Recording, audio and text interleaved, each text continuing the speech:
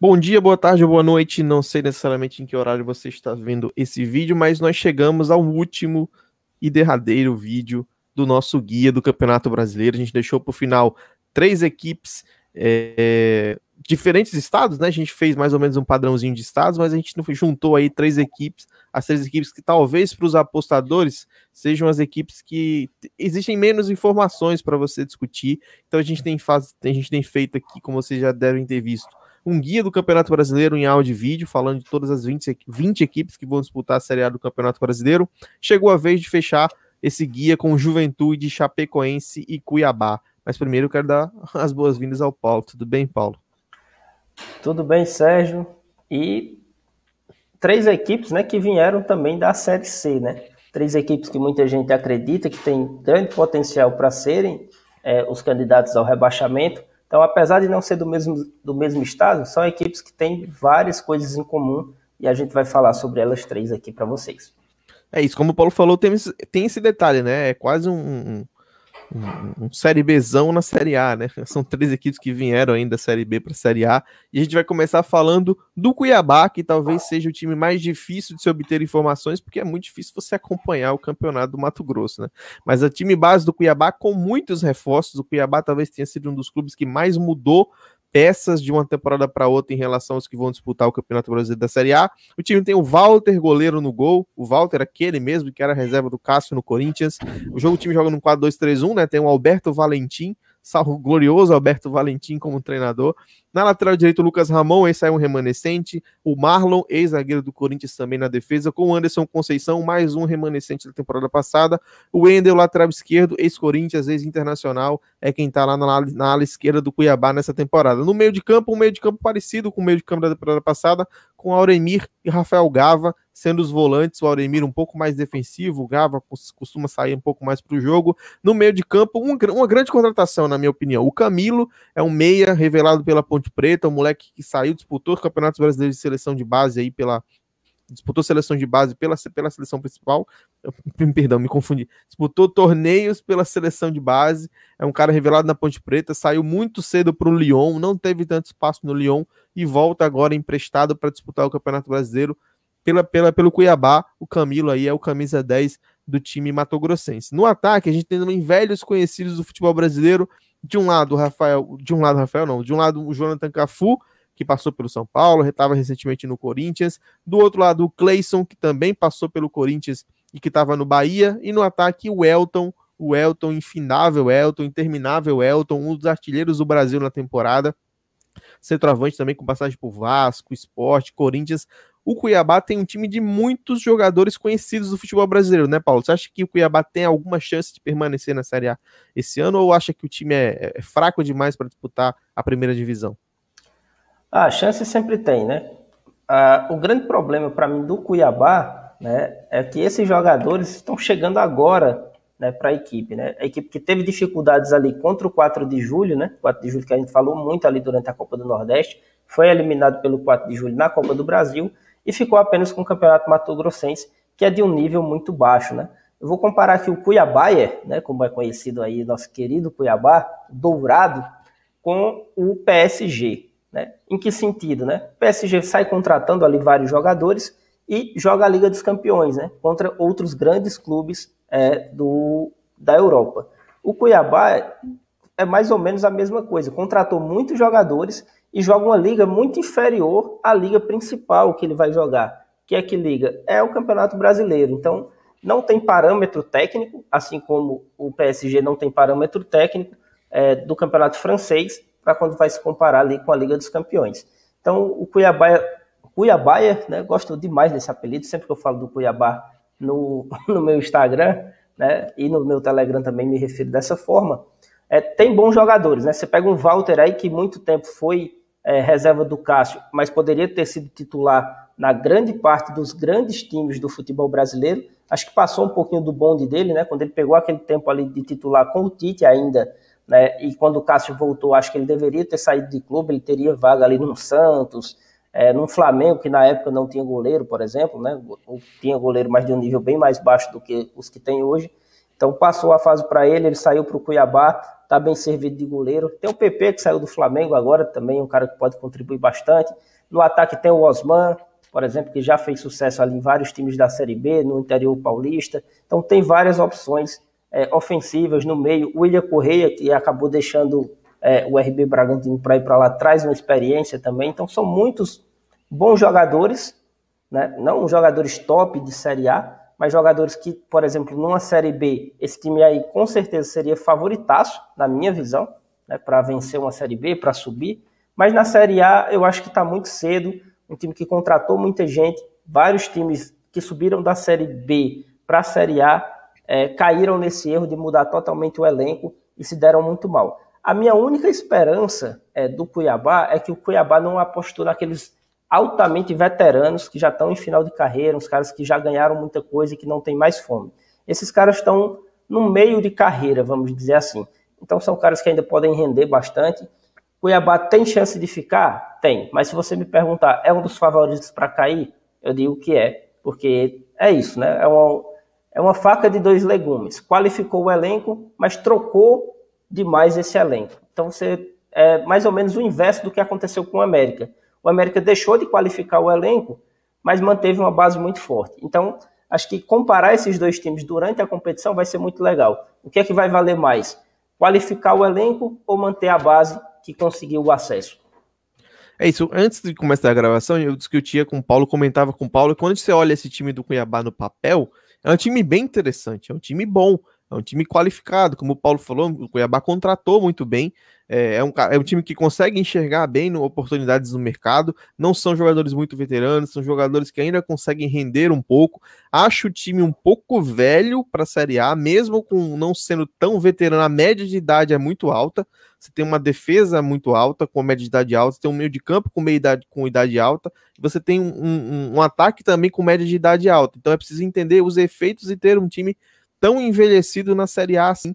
E assim, eu não vi o Cuiabá jogando essa temporada. Eu estaria mentindo se eu chegasse por aqui e falasse eu vi o Cuiabá jogar. Eu não vi. O Paulo viu mais que eu, porque a gente tem uma diferença de horários em relação à cobertura de campeonatos estaduais. Os jogos do Mato Grossense normalmente são muito cedo pela manhã e eu ainda não estou acordado. Então, assim, eu não vi o Cuiabá jogar. Eu tenho uma referência do Cuiabá do ano passado, mas aí não tem como usar muito, porque, como o Paulo falou, foi um time que mexeu muito nas peças do elenco. Então, assim como a maioria dos apostadores e como a maioria dos brasileiros, eu vou conhecer o time do Cuiabá na prática. Eu vou conhecer o time do Cuiabá já com o Campeonato Brasileiro rolando, mas a minha expectativa é de um time que tenha dificuldade, e o meu ponto crucial para a análise do time é esse que eu falei, a média de idade, juntando todos os titulares, me parece muito alta, me parece muito elevada para um campeonato que pode ser decidido na intensidade, que o Cuiabá vai ter jogos muito difíceis em sequência. A gente sabe como é que está o calendário do futebol brasileiro, a gente não sabe como é que vai acontecer os efeitos, como é que vão decorrer os efeitos da pandemia, se vai ter jogo atrasado, se não vai ter jogo atrasado. Preciso entender como é que esse time vai responder dentro do Campeonato Brasileiro. Encerrando agora o Cuiabá e passando para o Juventude. O Juventude, diferente do Cuiabá, é um time que eu vi muito, porque eu acompanhei bastante o Campeonato Gaúcho.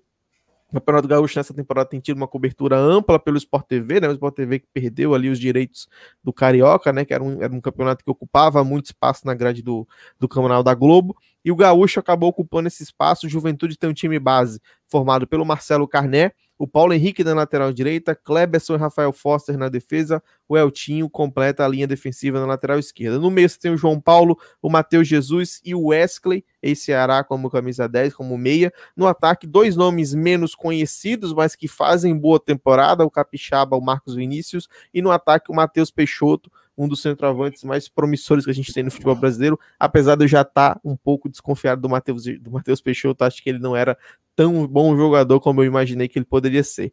Paulo, como é que você enxerga o Juventude? A gente também já tinha comentado off que a gente viu bastante o Juventude jogar nessa temporada. O que você espera do time gaúcho na Série A em 2021? Então, assisti bastante, né, o início do Campeonato Gaúcho ali do Juventude, né? A equipe que teve bastante dificuldade, alterou bastante o time, né? O Wesley chegou para ser banco, né? Acabou ganhando a posição de titular, mas por incompetência do titular da equipe. Rafael Grampola também, eu acho que é Rafael Grampola, né? Vocês já sabem, me acompanham aqui, que eu tenho uma dificuldade bastante com o nome. Sei que é Grampola, não sei se o primeiro nome é Rafael. Era para ser o titular dessa equipe, né? Chegou para isso, não conseguiu render, não conseguiu fazer os gols, e aí houve essa mudança no ataque. o time se mostrou inconstante, né? Um time que, quando precisou propor o jogo, teve bastante dificuldade. É bastante esperado isso dessas equipes menos abastadas financeiramente, né? Então, o Juventude ali esbarrou contra os grandes, não conseguiu avançar no Campeonato Gaúcho. Tem o segundo menor valor de mercado, né, da competição, deixa essa curiosidade aí para vocês. Os 4 clubes que vieram da Série B têm um menor valor de mercado, a gente vem falando sobre isso. O Cuiabá é o 17º, o Chapecoense é o 18º, o Juventude é o 19º. E, por incrível que pareça, né, achei bem surpreendente essa informação, o América Mineiro é o time que tem o menor valor de mercado. Na minha visão, o Juventude é uma das equipes mais fracas dessa competição. A briga, com certeza, é na zona de rebaixamento. E aí a equipe vai ter que somar pontos em casa, aquela velha receita de sempre, né? E tentar beliscar um ou outro empate, tomando aquele sufoco da maioria das equipes. Vamos ver como é que o Juventude vai lidar com esse tipo de situação, já que no Campeonato Gaúcho tinha um protagonismo, né? Sabendo que Grêmio e Inter são os favoritos, mas um Juventude numa Série A teve o protagonismo. No duelo contra o Caxias eu fiquei impressionado, não positivamente, infelizmente negativamente, com a falta de criatividade, com a falta de opções ofensivas dessa equipe. Eu acho que é o ponto fraco do time do Juventude, é o lado ofensivo, é a criatividade. Se ter o Wesley, por exemplo, que veio do Ceará, que, assim, quando falou a escalação, vocês já viram aí que eu coloquei a mão na cabeça, não pode ser o camisa 10 de um clube da Série A. Então, se a gente tinha falado do América, que é o América que tinha mudado pouco o time da Série B para a Série A, e que o Cuiabá tinha mudado muito, acho que o Juventude está num meio termo. O time manteve ali a base defensiva, né? Com o Paulo Henrique, com o Eltinho, com o João Paulo centralizado no meio de campo, mas também mexeu, contratou alguns jogadores. O Matheus Jesus é o mais recente contratado, assim, que já está começando a ganhar espaço no time titular. Então, assim, eu vejo o Juventude como um time muito frágil. Eu acho que alguns torcedores do Juventude justificam a campanha apenas razoável no Gaúcho, né, com dificuldades, a ausência de poder jogar no Alfredo Jaconi, que está trocando de gramado, está se adaptando às regras que a CBF impõe para a Série A. Então, o Juventude não pôde jogar o campeonato estadual no seu estádio, teve que jogar fora e longe de casa. Então, assim, era um fator a dificultar a campanha do Juventude, mas dentro de campo, como o Paulo falou, os jogos que eu vi de Juventude não me agradaram. Eu senti que o time realmente tem essa falta de criatividade. Eu não sei até que ponto o Marquinhos Santos conseguiu acompanhar a evolução do futebol. Assim, era um cara que eu gostava muito quando começou a carreira, mas ele ficou ali, se eu não me engano, 2 temporadas sem trabalhar, muito esquecido ali no mercado de treinadores. O último trabalho dele, se eu não me engano, tinha sido no próprio Juventude, onde ele saiu por uma proposta, não lembro exatamente, mas era um cara que, assim, eu não sei até que ponto ele vai ter uma vida longa no Juventude. Me parece um forte candidato a ser o primeiro a cair no Campeonato Brasileiro, porque, querendo ou não, a torcida vai colocar uma expectativa no Juventude, que não joga uma Série A há muito tempo, e eu acho difícil, com esse elenco, jogando o que o Juventude jogou no estadual, que o time tenha a possibilidade de começar bem um Campeonato Brasileiro, por exemplo. Acho que o Juventude vai sofrer durante todo o campeonato. Espero que não, espero que o time melhore, que cresça aí, que evolua, que se mostre o contrário para a alegria da torcida. Mas eu, como analista, eu como apostador, coloco o Juventude talvez como a equipe mais fraca do Campeonato Brasileiro, pelo que eu vi. Como eu falei antes, eu não vi o Cuiabá jogar, talvez o Cuiabá jogue menos que a Juventude, mas assim, o que eu vi do Juventude não gostei, e acho que o time vai ter muita dificuldade na Série A esse ano. Fechando agora o Juventude, passando para Chapecoense, que vai ser o nosso último time analisado aqui no guia do Campeonato Brasileiro do Saída de Bola. Eu vou falar a escalação base. A Chapecoense tem um detalhe muito interessante. É um time que tem um sistema, né, um jeito de jogar muito diferente, né? É um dos raros times no futebol mundial que joga com 2 centroavantes, né? É um time treinado agora pelo Moser, é um time que começou a temporada sendo treinado pelo Humberto Luzer, que foi para o Sport, né, um concorrente direto na Série A, e quem veio para assumir o lugar dele foi o Moser, que estava fazendo um trabalho razoável, interessante no CSA. A Chapecoense tem um time base formado pelo Kehler, um goleiro da base, que ganhou espaço e é o titular hoje da Chapecoense, Matheus Ribeiro, Thiago Kozer, Laércio, ex-Santos, e o Busanello na lateral esquerda. No meio tem o Anderson Leite e o Léo Gomes como volantes, e aí os 4 atacantes. De um lado você tem o Mike, do outro lado você tem o Fabinho, e na frente espetados Anselmo, Ramon e Perotti. Perotti, que é o artilheiro do Brasil na temporada, é o cara que mais vezes balançou a rede esse ano no futebol brasileiro. Paulo, como é que você enxerga a Chapecoense? Eu sei que você vai comparar talvez com Fortaleza, né, que a gente estava comentando antes de começar a gravação. É um time que joga no 4-2-4, que lembra ali um pouco o Fortaleza do Rogério Ceni, mas com essa característica diferenciada que é jogar com 2 centroavantes de área. É isso, né? Você já deu a letra aí, parece muito assim no desenho com o time do Fortaleza, né? A questão principal aí que diferencia esses dois times é essa questão dos 2 centroavantes, né? E isso me preocupa, para falar a verdade, né? Porque a Chapecoense joga um campeonato catarinense que já foi bem mais forte, né? Pouco tempo atrás, tinha 3, né? Não sei se chegou a ter os 4 clubes na Série A, mas 3 com certeza eu me lembro que já estiveram na Série A, outros vários ali na Série B. Joinville teve uma excelente fase, Criciúma uma fase não tão ruim como a que está agora, né? Avaí também numa fase melhor. O Avaí que é meio que um América ali, né? Sempre está subindo, sempre está caindo também. E a Chapecoense fez uma campanha muito boa, muito pautada na sua defesa, né? A defesa que tomou pouquíssimos gols em pouquíssimos jogos, né? Foi campeã ali de clean sheets, né? Quem não sabe o que é clean sheets, é lençóis limpos, quanto a equipe não é vazada, né? Número de partidas. Foi a equipe brasileira que passou o maior número de partidas sem tomar gol na temporada passada. Então, esse é um dado bem importante. Mas eu vejo deficiências no momento ofensivo da equipe, né? Joga um campeonato de nível técnico menor do que o que vai enfrentar. Todas as equipes que jogam o estadual, o nível técnico é menor. Mas esse time da Chapecoense é desafiado menos vezes. Por quê? Né? Do que a maioria, né? Não todos. Por exemplo, o Cuiabá, que a gente já falou nesse vídeo, né? O desafio técnico é bem menor do que o da Chapecoense. Mas a Chapecoense, por exemplo, não jogou Copa do Brasil. Foi campeão da Série B, né? E o time que é campeão da Série B já entra numa fase avançada da Copa do Brasil. Então também não foi testado nesse sentido. Não jogou Sul-Americana com outros adversários que ela vai ter. Então, para mim, também é um dos favoritos a cair. A Chapecoense, por essas questões, acredito que esse sistema com 2 centroavantes, 2 caras muito altos, muito pesados, sem mobilidade, né, não vai funcionar contra 75% aí das equipes que ela vai enfrentar na Série A. Eu vi alguns jogos da Chapecoense no estadual, não tantos. A gente tem uma cobertura do Globoesporte.com em relação ao catarinense. Alguns jogos são disponibilizados lá gratuitamente para a gente assistir. Eu não gosto muito desse sistema com 2 centroavantes. Eu acho que é um sistema muito... Não sei, acho que é difícil você ver um time jogar com 2 centroavantes e jogar bem, né? Nada contra, não é um preconceito nem nada. É que eu acho que poucas vezes flui o jogo, né? Você tem 2 caras muito pesados, muito altos, que provavelmente não vão recompor tão bem. O Perotti é mais novo, é uma promessa do futebol brasileiro aí, da Chapecoense. Talvez ele tenha um pouco mais de capacidade de recomposição, de fechar um espaço ou outro. Eu lembro do Fabinho no São Paulo, é um cara muito incisivo, mas também nunca foi um cara, um exímio marcador. O Mike também jogou muitas vezes de centroavante, então é meio que quase um terceiro centroavante pelo lado direito. Então, assim, é um time difícil de entender. É preciso entender realmente, é preciso ver para poder entender a Chapecoense, como é que ela vai se portar no Campeonato Brasileiro. Mas um ponto que o Paulo citou, para mim, a grande dificuldade da Chapecoense na temporada, que vai ser a troca de treinador.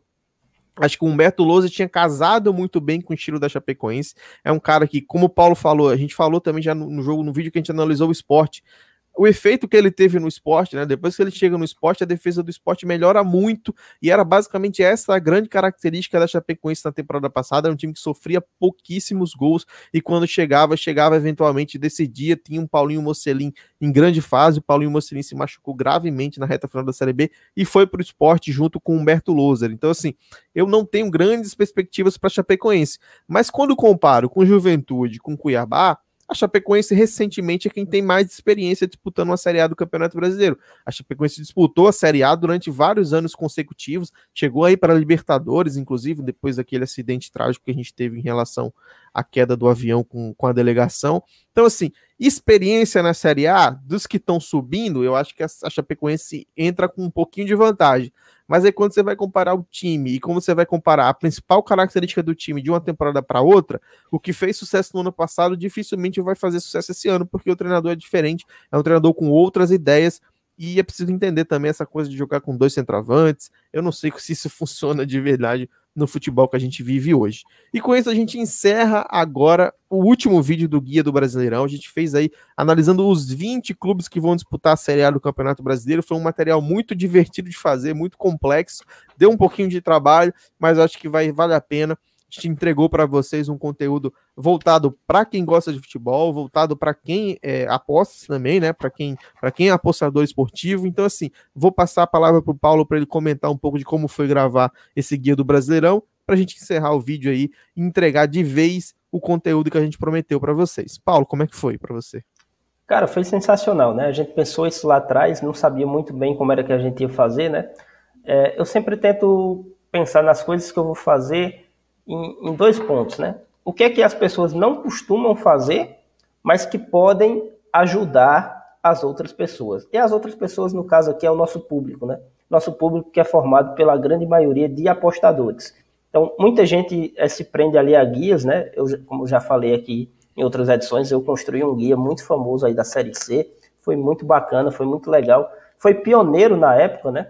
Pouco se escrevia guias da forma que a gente escreveu, voltado para o apostador, né? Você tem guia do Globo Esporte, guia da revista Série Z, por exemplo, que é muito conceituada ali para os times menos conhecidos, inclusive, né? Deixo como dica aí para a galera ler, né? Todos os que são produzidos ali pelo Globo Esporte, e esse também da Série Z, que faz da Série D. E eu acho que a gente inovou um pouco aqui com essa questão do áudio e vídeo, da pessoa escutar, ter o vídeo para falar, como se fosse... Às vezes aqui até uma aula, né? O cara pode estar fazendo uma outra coisa, fazendo sua caminhada, por exemplo. Eu gosto bastante de fazer caminhada, uma corrida de leve, né? E escutar aqui a gente com essas informações e captando algumas coisas que ele já sabia sobre os clubes e tendo, né, a confirmação que outras pessoas pensam da mesma forma. Um ponto de interrogação ali sobre coisas que ele achava que era de uma forma, mas está vendo outras pessoas falando de outra forma, e algumas informações extras que eles ainda não sabiam. Então, estou muito satisfeito com o material que a gente fez. Espero que vocês gostem, espero que vocês curtam, espero que vocês continuem acompanhando esse canal, divulguem para os seus amigos, que é muito importante, né, para dar aquele upgrade, e a gente vai trazer muito mais. Vem um conteúdo top que vocês nunca viram, né, em nenhum YouTube falando sobre apostas, nem falando sobre Brasileirão. A gente vai construir aqui antes de começar o campeonato e durante o campeonato, pode ter certeza.